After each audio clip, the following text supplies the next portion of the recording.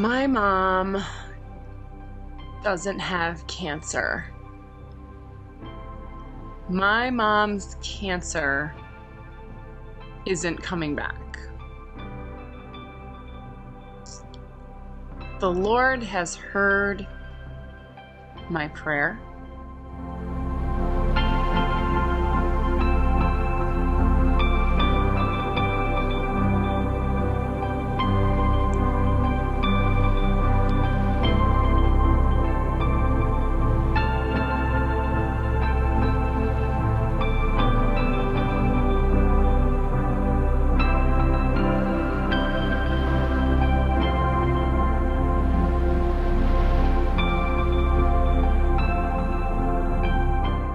The other day, my husband told me that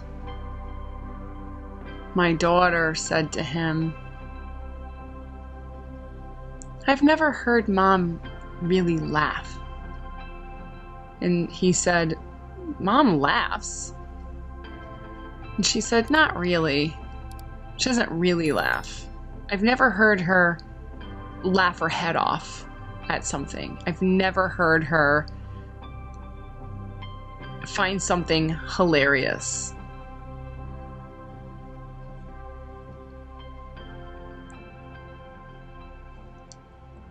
And that has stuck with me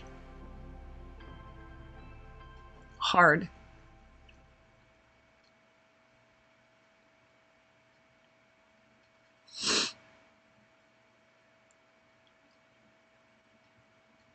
I can't. I think I've lost myself in the agonies and anxieties of my life this past year.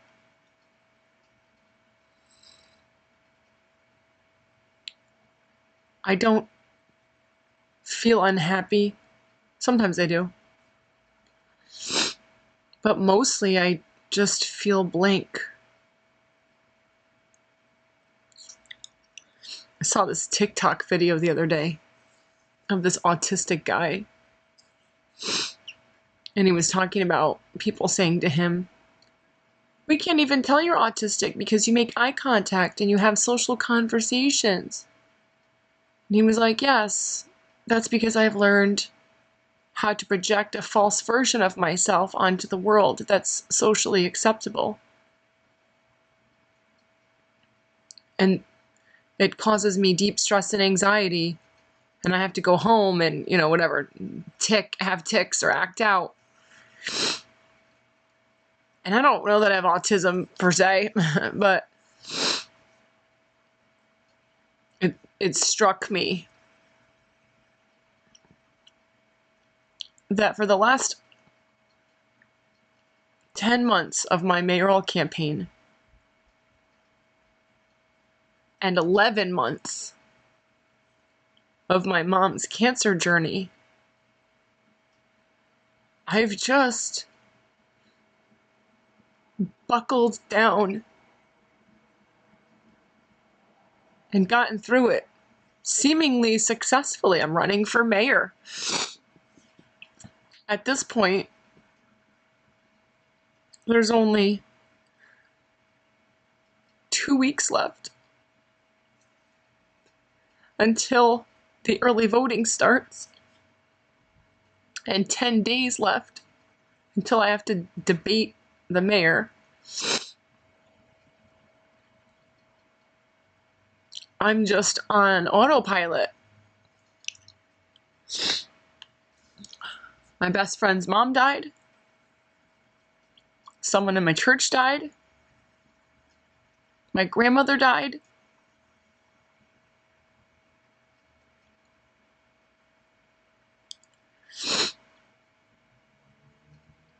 And my daughter was right. I started to think, when's the last time I really laughed and really felt like laughing?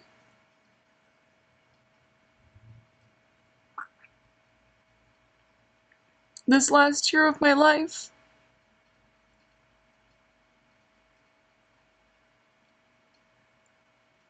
God has been so miraculous.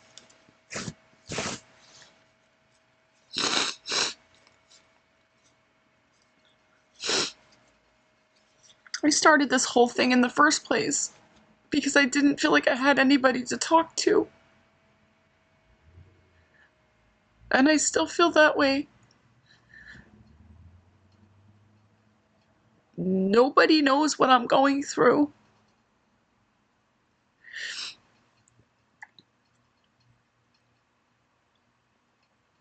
And people go through what I'm going through. It's not like my situation is unique. But it's a lot of little situations all at once. Like my mom having pancreatic cancer and that whole journey, and then running for mayor and that whole journey.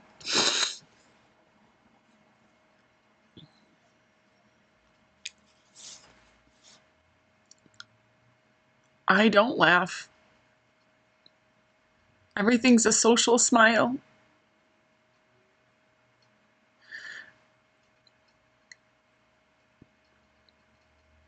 My mom's cancer was just a constant brave front.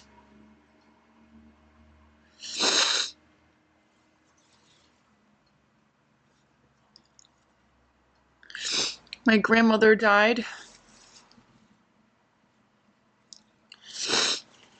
2 weeks ago. I felt inside that she was going to die. You kind of get, you've seen it enough, you kind of get a sense. She rallied a little and she perked up. And we said to ourselves, my husband and I said, that might be that final rally that sometimes people do before they die. They sit up, they eat something, they smile. And you feel like they're getting better, and then they die. And that's what happened. My mom called me Monday morning early. She was like, Alicia, Grammy died in the early hours of the morning at like 4:45 in the morning. So I said, okay, I'm coming. So I dropped everything for my day. It's not a big deal, whatever. And I drove over to the house where my grandmother's body lay. And they didn't call the coroner or whoever, the funeral home. They called all the brothers and sisters, my aunts and uncles, and they came and we all cried and sat together and just kind of took our time alone with her body. My mom was very talkative, which is what happens when she's really stressed out. She becomes very high chatter, talks about stories that people probably don't want to know, but they're polite because your mother's dead in the next room and they're just going to hear you out. While she tells you all about all the medical terminology and tubing and procedures my grandmother had done before her death. And in all fairness, she didn't necessarily have to die, but they did have to let her go because she just was old and everything was failing and the procedures were more deadly than just letting her die. It becomes a matter of, do you live in agony being cut for the rest of your remaining days, or do you just die warm in your bed surrounded by your family? And that's what happened. At the funeral, we had a memorial where I get to look at her body and stuff, and she didn't look like herself at all. My mom was a really high energy, again, just flitting about, chatting and being super social. And at one point we had to go out to the car. She kept calling my phone and I was talking to people. I'm like, where is she? Why is she calling my phone? I picked up the phone. I'm like, where are you? She's like, I'm out in the car. So I go out to the car and she had bought a poster frame and she was frantically trying to tape a collage of pictures to this really huge like piece of cardboard that would go into the poster frame. And it was the memorial was starting and people were like filing in and I'm like, Mom, they're here. Like, just slap it on there and make it go away. We got to get in there. I said, people are already there. She's like, I know. she's taping stuff down. And so I'm like, just give me the tape. I just know, because when I was a kid, we used to sit in the car and my dad, he would lay on the horn a million times. He wouldn't get out of the car, but he would sit so like me and my brother would sit in the car stressed out. And my dad would just, bah, bah, bah, bah. And my mom wouldn't come out of the house. And me and my brother would just kind of sit there and like look at each other, or, kind of stare off into space. Like, we'd be super quiet because it was really stressful. My mom wouldn't come out of the house. And every time he'd beep the horn, she would mentally add 5 minutes onto how long it took her to come out of the house. She didn't care. And she was typically in there doing something. She wasn't painting her nails. She'd be like wiping the tables down and emptying all the trash, even if we were just going for like the afternoon. That house was spick and span. And I remember one time I was like, what are you doing? Stop wiping down the counters. We have to go. And I remember she was like, Alicia, if you want me to go, then pitch in and help.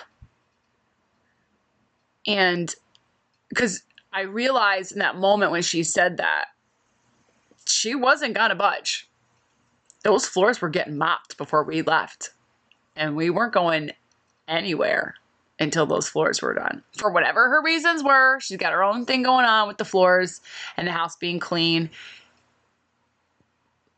It's one of those strongholds from her past. And there's something about having a clean house when you leave the house. So help me God. There's something in her about it. I'll leave the house. There could be overflowing garbage and flies everywhere. And if it's time to leave, I'm leaving, and we're going to freaking be on time. I won't clean the house to make us be on time. I will leave the house trashed with candles burning and food everywhere to get somewhere on time.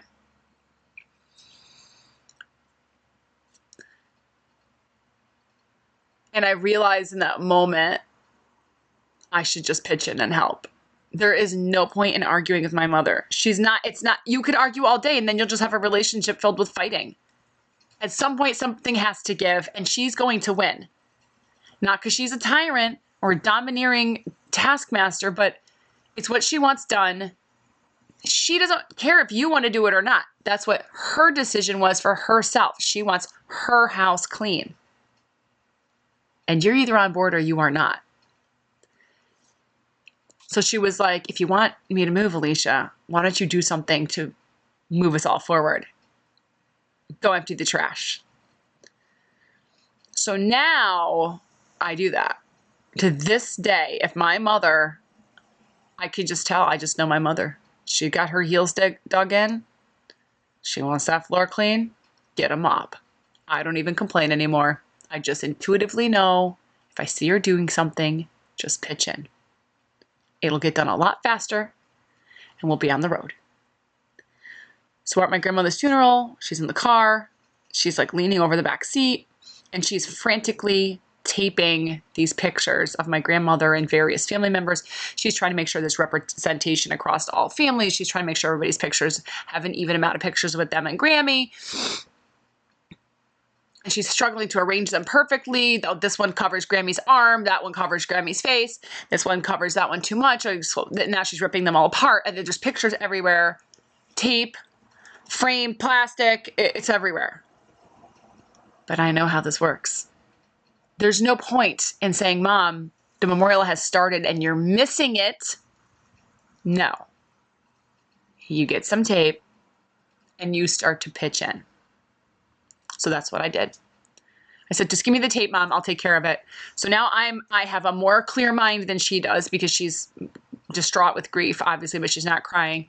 But she's doing that frantic thing that she does. She's frantically staying busy with the minutia. And I did say, Mom, this is really the minutia. Let me help you just slap them on there. So then I put them on there and she's like, no, you can't put that one over there. No, there's two of her with the cousin over that on that one. Just switch them. And I was like, Mom, as I'm taping, I'm not just talking. I know better than that. I'm like, Mom, we gotta wrap this up, Mom. Let's go. People are waiting. They want to see these beautiful pictures. You've done an amazing job. This looks so good. Grammy would love what you've done here. As I'm taping, as I'm arranging, I'm like, Grammy would love this. Looks wonderful. Here, give me that tape. Let's roll it over here. Let's put this one here. So I said, now let's put the plastic on, put the frame on it. So we do all of that. And as we're doing it, she's like taping and picking these pictures. And she's like, you know what I don't want? I don't want anyone's help. Right? And I'm like, I totally understand. Yes, I know. Here's some tape. She's like, I don't want people to ask me, how can I help? She goes, you know what kind of person would do that? An irritating person who doesn't know their place. And I'm like, I know. And I'm like, yes, here, take this picture. Yep, let's slide this one over. Whatever you say, let's just get it done. It looks amazing. And so I could tell that, she's like, I'm sick and tired of people asking me for help. Just let me do it. I'll do it better myself. I'll just do it myself. Yes, Mom, absolutely. I totally get that. This looks wonderful. Let's flip it over. Oh, try it again. Okay. Take them all off again. Okay. It's faster together, Mom. Anyway, so finally I was like, it looks beautiful. Mom, it looks so good. She's like, I can't believe this is happening to me. I can't believe my mother's dead. And like, there it was, And she didn't cry at all.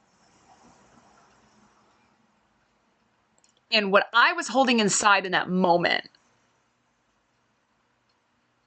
was I was so grateful that my mother wasn't dead, but I can't say stuff like that to her because she can't hear it from me. And I was thinking, your mother died at the time she should have died, at 87 years old. You, my dear mother, are 66. You need to be alive. And she kept saying she's like so mad, and obviously the loss of a mother never goes away. I don't care how old you are. It's impacting for the rest of your life. But when it's before their time, and I just kept thinking to myself, I was looking at my grandmother and I was just so happy for her. I was happy that she wasn't in pain anymore. I was happy that she went on and she died the way she should have died. I tried to bring my mom over after everybody left at the very bitter end of the memorial. It was like, Mom, I said, it was late. Everybody was gone. Just me and her and my dad were left. And he was kind of pressuring her to get her out the door. And I was like, stop. This is her mother's dead body and she'll never see it again after today. She should take as much time as she wants. And I know I was projecting that. I was projecting onto that circumstance how hard it would be for me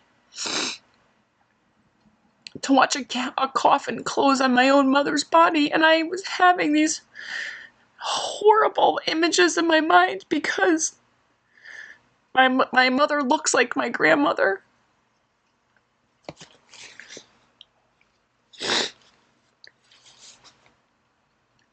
And as I looked at her body for the smallest flash, for one instant I saw my mother laying in that coffin, just for a flash, and I had to push it out of my head.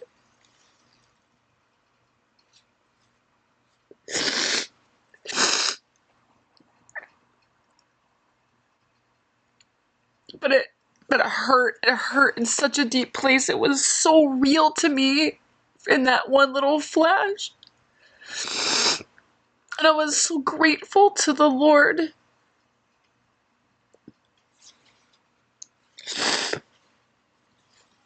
for the miracle of my mother's survival of pancreatic cancer, but it's like traumatized me. I'm a really strong person of courage. I just am. I'm a fighter. And I'm not afraid. But the journey that I've been on between my mom's cancer and all the stress of this mayor race, like, both of them have presented to me some really some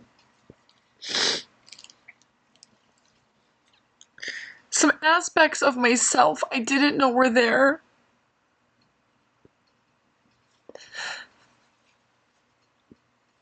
and the areas in which I'm able to be traumatized. It's just shown me things about myself, good and bad.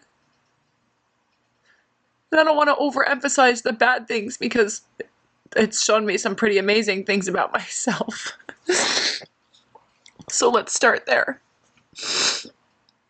I have learned about myself that I am really, truly strong. I am largely unmovable.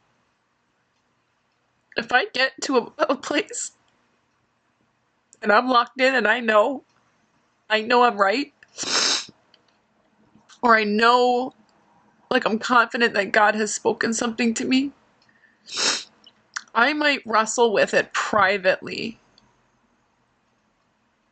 but I will come out swinging, and I will not move, and nothing will move me.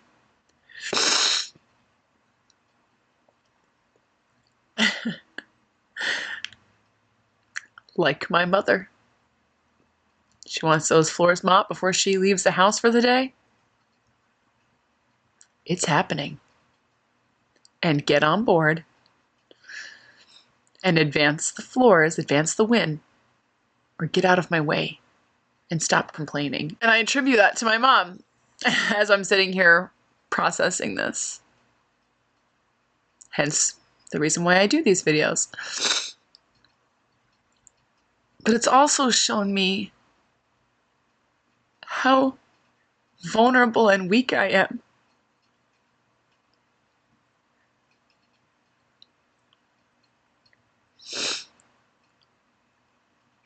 In the damage it does to my soul and my ability emotionally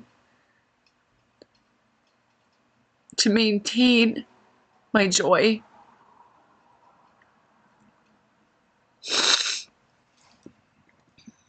The other day I came home from the campaign trail. I had to go to an event where I had to speak at like a forum for candidates. Of course, the incumbent mayor didn't bother to show up because she hates this city that she oversees. I had a really bad day at that forum. I was cornered in the parking lot at the end of the night. It was like 9 o'clock at night. And I was cornered. A man followed me out to the parking lot. A man that I learned through just processing this whole experience the last few days. I learned that he was demonically motivated. There was something otherworldly in that encounter that threw me into a tailspin, emotionally speaking, for days. And it took me some time in the presence of God to understand that was not a flesh and blood encounter. That was a principality. It was awful. And in the mercy of God, 2 men came out of a building and they helped me get out of that situation. You would think because I'm a boxer and a fighter and I'm a strong woman and I stand up for myself, you would think I would have like just run or said like, you know what, I'm done here. This conversation is over. You would think. But I didn't. I wasn't scared. I don't know how to explain it.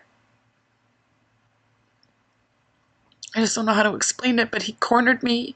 I was pinned up against my car, very close to my car, like backing away. And he talked to me for probably 40 minutes and I couldn't get out of it. I can't explain why I didn't just leave. I can't explain it. But I did stand there and I did fight him, like verbally. I did fight back against the things he was saying. He was like twisting scripture. It was a crazy encounter. He was like commenting on my body and my hair. He was telling me things about my family and my dad's church and where I live, and like a stalker. And he offered me all the power. And he offered me the mayoral win. He offered me, said, you can win. And we'll help you. If they wanted to make a deal with me. And I said, no. I said, there's two things I'm not going to do. I will not be dragged into your corruption. And I will not sacrifice my personal integrity. I said, I will not. I said, I don't want anything you have to offer. But it like scared me. Not in a fleshly sense. It scared me in this deeper place. But anyway, these two men came out of the building. These two men that I know. They were from that forum I did. And they were like the cameraman and the moderator. And they're older. And they came out and they kind of surrounded me looking like, is everything okay? You know, kind of thing. And it broke up that energy and I was able to leave. But I wrestled with that whole encounter for days. I like shut down. I had to go ask the Lord, what was that? And then it was the next morning that my daughter said, I've never seen Mom laugh before. So then my husband came to me yesterday and he said, I don't know what I was doing. I was like on the computer doing something. And he was like, Alicia, I wish I could be strong for you. That's all he said. He just got real close to my face and he said, I wish I could be strong for you. I wish I could help.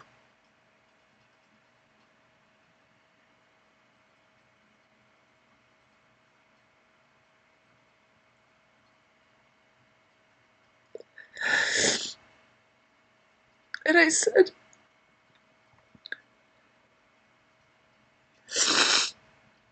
you can't.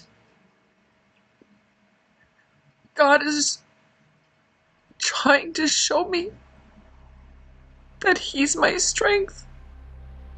I keep thinking about my mom, and she's just wrestling with the loss of her mother and all the ensuing guilt that brings of all the things she could have done better, even though she was an amazing daughter.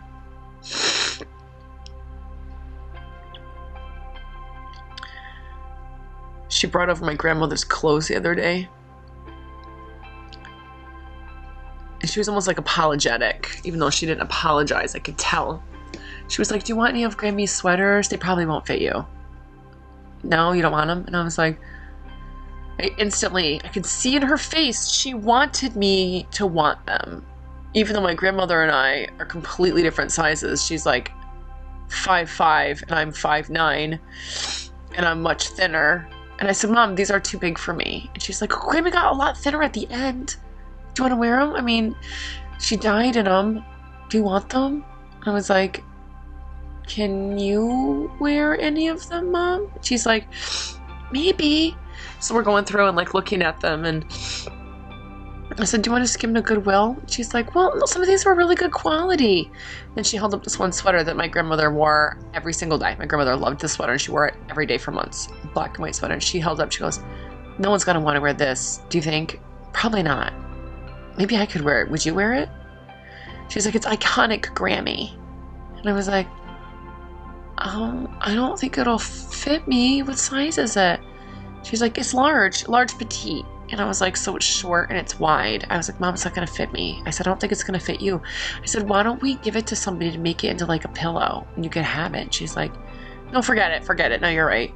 And she opened another one. I bought this for Grammy when we went here and it's covered in beautiful sequins and some of the sequins are falling off. And I was like, it has a huge yellow stain. She's like, you can get that out. She's like, you just bleach it. I was like, you can't bleach that. It's cashmere. And she was like, I can get it out. And so I was like, well, to what end? Are you going to wear it? She's like, are you going to wear it? I was like, no, I probably won't wear it ever. But I could make it into a pillow. She's like, never mind. So she's just pulling out all these clothes. They're stained, they're old, they're pilled. My grandmother wore them day and night. So she slept in them. She's like, do you want these pants? You can wear them as pajama bottoms. I know you like pajama bottoms. So now I'm like, in my head, I'm like, okay, Alicia, find something and take it. So I found it like a black shirt and I was like, that might fit me. I'll take that one. It's really pretty.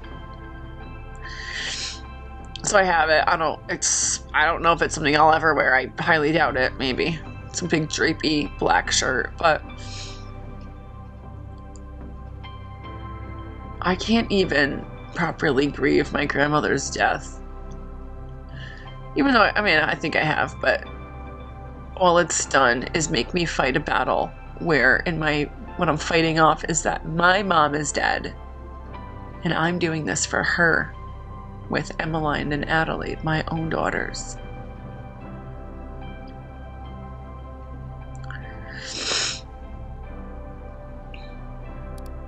I don't know how people work through this, but this is what I'm doing. My mom had cancer. But Jesus had the answer, has the answer, will have the answer.